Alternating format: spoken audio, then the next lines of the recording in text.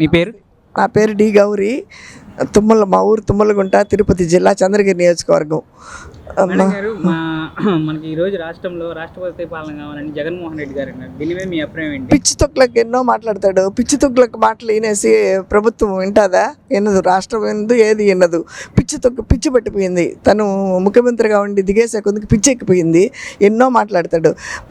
ధైర్యంగా అప్పుడు ప్రజల్లోకి తిరిగి ఉండొచ్చు కదా. మగవాడైతే మగవాడు కాదు. అదే ఇప్పుడు నారా చంద్రబాబు నాయుడు గారు మగవాడు కాబట్టి ప్రజల్లో తిరిగి 4,000 పెన్షన్ ఒకేసారి 4,000 పెన్షన్ ఇచ్చాడు. ఇసుకి తగ్గించి ఇసుకి మాఫీ చేశాడు. అదే అన్నా క్యాంటీన్ ఈరోజు ఎంతమంది పేద ప్రజలు అన్నా క్యాంటీన్ 5 రూపాయలు ఇచ్చి తింటున్నారు. ఇవన్నీ మాట చెప్తే నిలబడే మనిషి ఎవరంటే నారా చంద్రబాబు నాయుడు గారు. ఆయనతో పోటీ చేసి జగన్ గారిని మాట్లాడమంటే అది నక్కకి నాగలోకానికి అంత తేడా ఉంది. ఏదైనా మహిళలైనా కూడా అభిమానించి 10 మందిని నిలబెట్టి డాక్రా మహిళలకు కూడా ఈరోజు ఇది పావుల వడ్డీకి డబ్బులు ఇస్తారని చెప్పిన ఘనత నారా చంద్రబాబు నాయుడు గారిది.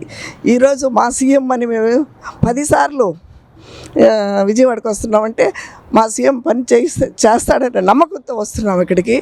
అది జరుగుతుంది కూడా మాకు. సార్, అదేవిధంగా మేడం, మనకి సూపర్ సిక్స్లో ఒక్కొక్క పథకం అనేది మనకి బాబు గారి హయాంలో జరుగుతుంది.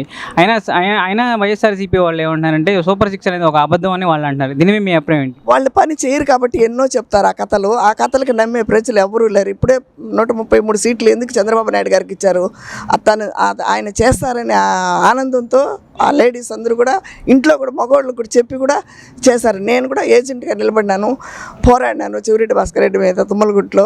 ఈరోజు నాకు తెలుగుదేశం గెలవాలని ఆనందంతో గుళ్ళకి కూడా మొక్కుని ఈరోజు నారా చంద్రబాబు నాయుడు సీఎంగా చూస్తున్నామంటే అదొక ఆనందం. ఆ రోజు జగన్ గారి పాలన మాకు నచ్చలేదని ఎన్నోసార్లు చెప్పాను. వాళ్ళు వినలేదు. వాళ్ళు నామినేటెడ్ పోస్టులు ఇస్తామంటే కూడా దానికి నేను పూనుకోలేదు.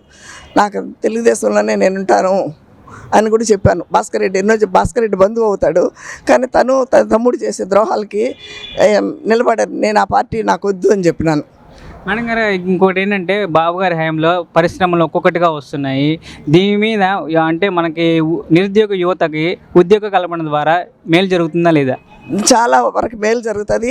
యువత కూడా ఉత్సాహంతో ఉంటారు.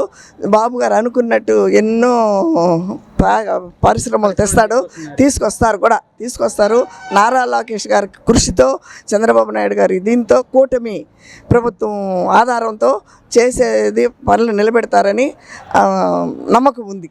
నమ్మకంగా చెప్తాం మేము కూడా మా బాబు గారు చేస్తారనేసి.